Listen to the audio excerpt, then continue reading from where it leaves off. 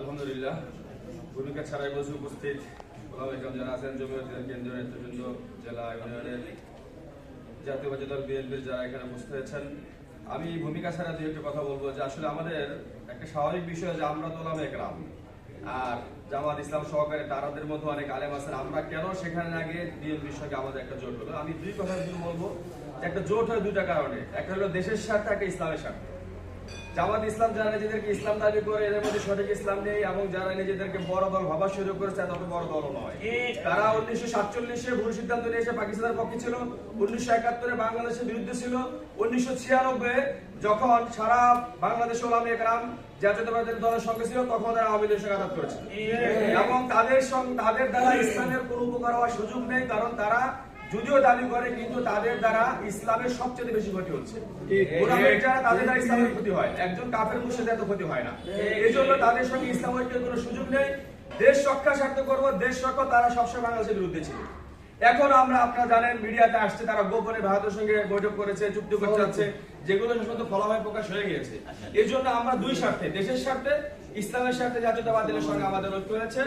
আর আমি একটা ছোট্ট সুযোগ দিতে চাই, খুব সুন্দর একটা কথা আমার ভালো লেগেছিল, বলেছিলেন কথাটা নিজ মুখে মাহমুদুল হক সাহেব বলেছিলেন যে যিনি মারা গিয়েছেন আমাদের সকলের দেশের জাতীয় দলের মুরব্বী ছিলেন বেগম খালেদা জিয়া, ওনার সঙ্গে যখন সাক্ষাৎ চলতে বলেছিলেন যে মামারা আমরা তো ইসলামী দল করি না, ইসলামী রাজনীতি করি না, আপনারা করেন, আপনারা ইসলাম পক্ষে করছেন, আপনারা আপনাদের কাজ করে যান, কখনো যদি আপনারা আমাদের থেকে আগে যান আমরা আপনাদেরকে সহযোগিতা করে আরো আগে দেবো ইনশাআল্লাহ, আপনাদেরকে পিছনে টেনে ধরবো না, আমরা তো এটাই চাই, আমাদের ক্ষতি করবে না কেউ।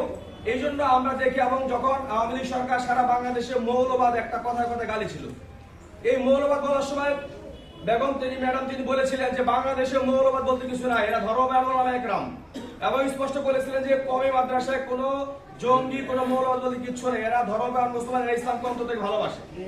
শারীরিকভাবে আমরা দেখতে পারি, এবং দীর্ঘদিন আমাদের ওলামা একরাম বিএনপির সঙ্গে আছেন, আমাদের মুরব্বীরা ছিলেন, এজন্য আমরা আছি আলহামদুলিল্লাহ। এজন্য আমি বলবো, বিশেষ করে একটা কথা হলো, যেহেতু এখানে 12 দল বা 11 দল অনেক দল বাড়ছে, ওদের যিনি প্রার্থী হন এটা হয়তো একজন আলেম অথবা একজন তাদের আলেমের মধ্যে কেউ দাঁড়াবেন। এই জন্য আমাদের ওলামা একরামের এখানে কাজ করা খুব প্রয়োজন, কারণ তারা যেভাবে টিকিট বিক্রি করছে, জান্নাতের কথা জাহান্নামের কথা মানুষ ঢুকে ফেলছে। যে যাই বলেন, আমাদের বাংলাদেশের মানুষ কিন্তু সাধারণ জনগণ এখনো ধর্মভীরু, তারা ধর্মকে মহব্বত করে, শেষ পর্যন্ত ধর্মের কথা তারা দুর্বল হয়ে যায়। এখন তারা এটাই বোঝাচ্ছে, কাউকে কোরআন শিখতে বোঝাচ্ছে, কাউকে বলতেছে আমি পাশ করলে আপনার উম্মায় নিয়ে যাবো, আমি পাশ করলে এটা করবো, জান্নাত পাওয়া যাবেন, বিভিন্ন কথা। এই জন্য আমি মনে করি এই আসলে কমপক্ষে তাদের প্রার্থী আলেম, সেই হিসাবে আমাদের ওলামা একরাম অনেক ভূমিকা আছে। এখন আমাদের সভাপতি সেক্রেটারি বলেছেন এখানে যারা আছেন, এখানে কিন্তু কোনো কর্মী নেই জমিয়তের, সব নেতা এখানে। এবং এখানে আমি মনে করি পৌরসভা প্রায় 167টা মসজিদ আছে, সদরে অনেক, প্রায় ম্যাক্সিমাম অধিকাংশ মসজিদের ইমাম আলহামদুলিল্লাহ কোনো না কোনো ভাবে জমিয়ত ওলামা ইসলামের সঙ্গে সম্পর্কিত, এবং প্রত্যেকজন ইমামের সঙ্গে তার অনেক বড় ভোট ব্যাংক আছে, এবং প্রত্যেকে স্থানীয়। আমাদের জমিয়তের সভাপতি সেক্রেটারি যারা আছেন প্রত্যেকে স্থানীয় হওয়ার কারণে তাদের এলাকা আঙ্গার ইউনিয়ন সহ প্রত্যেক জায়গায় তাদের বড় বড় ভোট ব্যাংকে তাদের কথা অনেক কাজ হবে। এজন্য আমি মনে করব জাতীয়তাবাদী দলের সঙ্গে যদি আমরা একসঙ্গে কাজ করতে পারি, এবং তারা যদি মিলেমিশে আমাদের সঙ্গে সমন্বয় করে কাজ করি, আমরা প্রত্যক্ষভাবে হয়তো অনেক জায়গায় সরাসরি আমরা সেভাবে কোনো জায়গায় হয়তো মাঠে নামতে পারবো না বা নামবো না, কিন্তু পরোক্ষভাবে আমাদের ওলামা একরাম যদি চান, ইমাম সাহেবরা যদি চান, একটা বড় ভোট বিপ্লব ইনশাআল্লাহ করতে পারবো। এই জন্য আমি আহ্বান করবো আমাদের যারা আছেন নেতা কর্মী, তারা সবাই ইনশাআল্লাহ আন্তরিকভাবে কাজ করবেন।